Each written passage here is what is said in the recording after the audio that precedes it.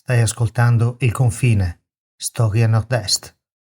Buongiorno a tutti, oggi ascolterete la conferenza che ho tenuto nell'agosto del 2020 presso lo SMO di San Pietro a Natisone in provincia di Udine, relativo alla Prima Guerra Mondiale nelle valli del Natisone, e questa conferenza è stata suddivisa in due parti.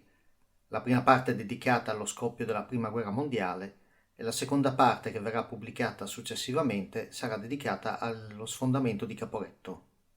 Buon ascolto. Questa è una serata speciale, è la terza serata che praticamente faccio dedicata alla Prima Guerra Mondiale, sempre legata alla mostra che potete visitare anche stasera sopra, che è una mostra fotografica composta da 42 foto recuperate da varie parti. Queste foto sono tutte riguardanti le valli del Natisone e sono tutte foto solo della Prima Guerra Mondiale. Ci sono anche delle foto inedite, ci sono delle foto molto belle di Salonardo Scrutto, degli ospedali, gli ospedaletti della Prima Guerra Mondiale, di Cicigolis. Ho cercato di coprire un po' tutti i comuni, insomma. Di Savogna abbiamo Rommel che arriva sul Mataiur, e abbiamo a Cicigolis abbiamo un bellissimo ospedale, una bella foto anche dell'interno, della farmacia, diciamo, dell'ospedale, e poi ci sono altre foto riguardanti l'aspetto bellico, quindi un po' di cannoni, un po' di granate, soldati, il re, Vittorio Emanuele III, che è venuto in visita nelle valli Natisone più di una volta durante la guerra. Queste serate sono dedicate, la prima era l'inaugurazione della mostra, la seconda era effettivamente un racconto più approfondito sulla Prima Guerra Mondiale, e anche questo è un racconto, non è una lezione di storia, ma è un racconto della Prima Guerra Mondiale, dedicato un po' di più agli under 30, un po' più ai giovani, che ringrazio veramente per essere venuti stasera. E quindi direi che adesso possiamo iniziare. Io ho diviso in quattro capitoli, diciamo, la serata, ma andremo via molto veloci perché bisogna sintetizzare tutta la Prima Guerra Mondiale, molte cose non verranno dette, non è una lezione di storia come vi ho detto, e andremo a intavolare, diciamo, un discorso e a inquadrare la mentalità e certi aspetti della Prima Guerra Mondiale. Allora, siamo nel 1908, è il 26 dicembre, quindi è la mattina, 5 di mattina dopo Natale. Un terremoto di 37 secondi del 7° grado della scala Richter rade al suolo Messina e Reggio Calabria. I sopravvissuti, il 90% degli edifici vengono distrutti, i sopravvissuti di questa disgrazia corrono verso il mare, e nella mattina un'onda di maremoto travolge i pochi sopravvissuti. Ci saranno 100.000 morti in totale. È una vera disgrazia per l'Italia. L'Italia si ritrova praticamente in ginocchio nel giro di una notte. La mattina subito arriva la Marina italiana, arrivano tutte le navi che sono nel Mediterraneo, i francesi, i russi, gli inglesi, tutti ad aiutare. Lo stesso giorno, nel pomeriggio, il feldmaresciallo Conrad, capo delle forze armate austro-ungariche, va dall'imperatore Franz Josef e gli dice: dichiariamo guerra all'Italia? Un'occasione del genere non ci capiterà mai più.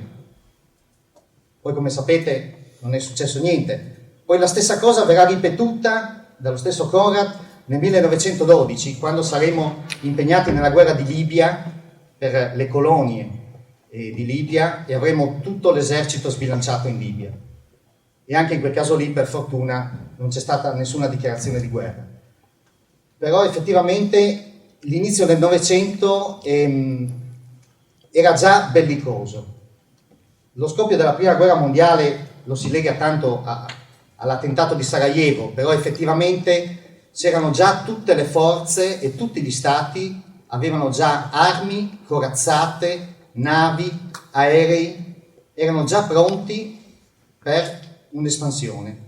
Tutti si stavano espandendo con le colonie, soprattutto gli inglesi erano sicuramente più avanti come espansione coloniale, però anche l'Italia, dal canto suo, Libia, Somalia, Eritrea, il Dodecanneso, che sono 12 isole greche, e si stava tentando di espandere anche in Turchia.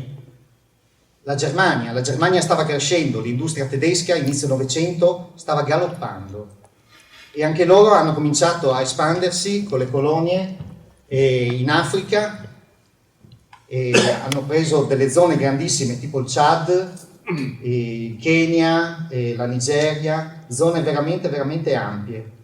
E tutto questo fa molto paura a tutti gli altri stati. È una rincorsa a chi si prende più territorio in giro per il mondo. Questa è la verità. Tutti questi soldati, ma soprattutto i generali, i tenenti, sono cresciuti con due cose.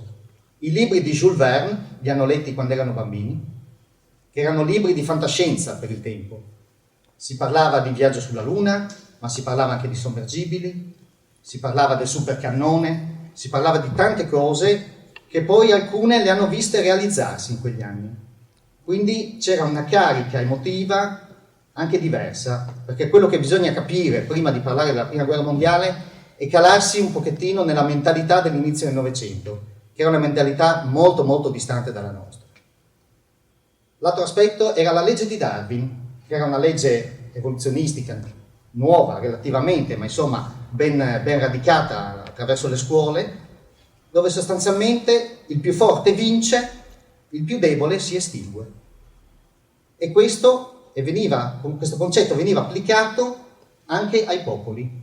Noi dobbiamo essere più forti, dobbiamo schiacciare gli altri. E questo non era solo un ragionamento dell'impero austro-ungarico, era un ragionamento dell'Italia, dell'Inghilterra e della Germania, insomma di tutti gli stati. È stata messa anche una tassa sul macinato. In Italia l'ho ritrovata spesso questa tassa sul macinato tra fine 800 e inizi 900, una tassa odiatissima per chi coltivava la terra. Quella tassa lì serviva per finanziare le corazzate che erano poi messe in acqua. Da qua, come capite, la mentalità è tutta rivolta in una certa direzione. Quindi anche lo scoppio effettivamente della Prima Guerra Mondiale forse era una cosa naturale, perché si andava veramente in quella direzione. E arriviamo al 1914, l'attentato di Sarajevo. Qua per fortuna c'è anche una bella storia in questo attentato di Sarajevo. È la storia dell'arciduca Ferdinando e di sua moglie, Sophie Chotek. Una bella storia d'amore. Loro si sono sposati nel 1900, hanno avuto 3 figli e l'arciduca Ferdinando era il nipote dell'imperatore, Franz Josef. Suo papà era il fratello dell'imperatore. Però questa Sophie non era di sangue reale, quindi questa donna non doveva assolutamente sposarsi con l'arciduca. L'imperatore ha fatto di tutto per opporsi, è arrivato al punto di dire o scegli il trono o scegli il matrimonio, e lui ha risposto io scelgo tutti e due, ed è andato avanti per la sua strada. Ha fatto bene, ha fatto male, probabilmente ha fatto bene, anche se anche questo concetto di sangue reale all'inizio del Novecento, ma soprattutto nell'Ottocento, era una cosa quasi sacra, perché i reali effettivamente si sposavano solo fra di loro. Dovevano sempre continuare questa regola, questa legge che c'era di sposarsi fra reali, perché poi ci sono anche la moglie dello zar Nicola, era imparentata con l'imperatore Guglielmo, che era imperatore di Prussia, con il Kaiser, e quindi era tutto un intreccio e tutti erano nipoti della regina Vittoria. Questo attentato è stato un pretesto, si dice sempre che è stato un pretesto. La moglie dell'arciduca non è di sangue reale e addirittura gli sono stati tolti i titoli e i figli sono già stati non riconosciuti come eredi, che era una cosa molto molto forte per il tempo. Quel giorno lì, il 28 giugno del 14, è l'anniversario di matrimonio, 14 anni di matrimonio dell'arciduca Ferdinando e di Sophie. Ed è la prima volta che vanno in macchina assieme, che possono andare in una visita ufficiale assieme. Sono in visita in Bosnia, a Sarajevo. La Bosnia e la Croazia sono occupati da quasi 40 anni dall'impero austro-ungarico, dal 1878, Però in Serbia, che è attaccata, questa cosa non è mai piaciuta, e dalla Serbia si sono mossi delle piccole rivolte, insomma, ci sono delle piccole sommosse e dei piccoli movimenti che spingono invece in una direzione opposta, perché dal loro punto di vista, ovviamente la Serbia doveva essere capofila per creare una Jugoslavia. Invece l'arciduca Ferdinando, che faceva già politica, la sua intenzione era quello di creare una sorta di Jugoslavia asburgica, di fare un terzo polo, oltre il polo austriaco e quello ungherese, di fare un terzo polo slavo all'interno dell'impero. E questa è la direzione, e questo non piaceva assolutamente ai serbi, che avevano tutte altre intenzioni, anche se poi questo attentato, insomma, è stato organizzato da 4-5 ragazzi che si sono conosciuti a scuola a Belgrado ed erano bosniaci di origine serba, vivevano in Bosnia ma erano serbi. L'imperatore Franz Josef nel 1914 ha già 84 anni, quindi è molto molto vecchio, ed è ovvio che, insomma, sarebbe passato al suo erede, l'arciduca Ferdinando, tutto l'impero. Questa cosa è un po' strana, perché poi effettivamente l'imperatore non faceva neanche partecipare l'arciduca alle riunioni importanti, per le scelte politiche importanti. C'era proprio un attrito veramente, veramente pazzesco fra questi due. Arriviamo al giorno dell'attentato. Qui io sono andato a cercarmi, in genere viene un po' semplificata la cosa. C'è l'attentato, gli austriaci si sono arrabbiati con i serbi, hanno usato la scusa e hanno dichiarato guerra. E questo è quello che effettivamente è successo. Però poi io sono andato a leggere questo attentato. È un attentato quasi più complesso di quello di Kennedy, perché gli attentatori sono stati armati da una persona di un'età un po' più avanzata, tra l'altro un maestro elementare, e c'erano 4-5 attentatori lungo il tragitto che avrebbe fatto le 5-6 macchine, perché poi effettivamente era un corteo di macchine che andava verso il municipio. Era una visita ufficiale, dovevano incontrare il sindaco di Sarajevo, il presidente della Bosnia Potiorek, e passa la macchina. Il primo attentatore gli passa davanti ma non se la sente. Tutti hanno una pistola e una bomba con sé e una fiala di cianuro.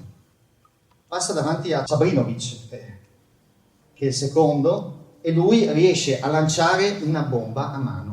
La bomba rimbalza, colpisce la macchina dell'arciduca, rimbalza per terra, rotola, il corteo prosegue un po' avanti e fa esplodere la macchina successiva.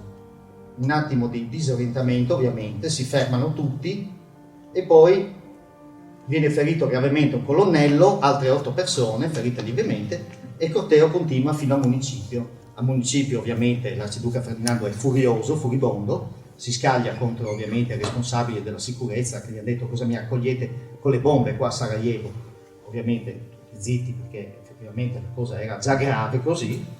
Poi si svolge questo piccolo ricevimento al municipio, e il vero attentatore, che è Gavrilo Princip, che è un ragazzo di 17 anni, tra l'altro ha anche dei problemi di salute. Qualcuno dice tubercolosi, qualcuno dice aveva problemi glicemici, non si è mai ben capito, e che ovviamente capisce che l'attentato è fallito. Allora lui cosa fa? Dalla sua posizione, che era su un'altra strada, va in un bar, in un caffè, a mangiarsi qualcosa, perché dallo stress ha avuto questo calo glicemico probabilmente, ed è andato a mangiare e bere qualcosa. Escono dal municipio, ovviamente l'arciduca Ferdinando va a ribadire, cioè: siamo sicuri, avete rafforzato la sicurezza adesso che usciamo. Nel dubbio escono dal retro del municipio, quindi già cambiano percorso. In più l'arciduca decide: voglio andare a trovare i feriti in ospedale. Allora cambia ulteriormente percorso. Il corteo parte, arrivano al primo incrocio, l'autista sbaglia di svoltare, invece che svoltare a sinistra svolta a destra. Si accorgono che hanno sbagliato strada, si ferma la macchina per fare inversione, ovviamente sono 6 macchine, si forma un ingoio, proprio di fronte al caffè dove c'è Garillo Pinto.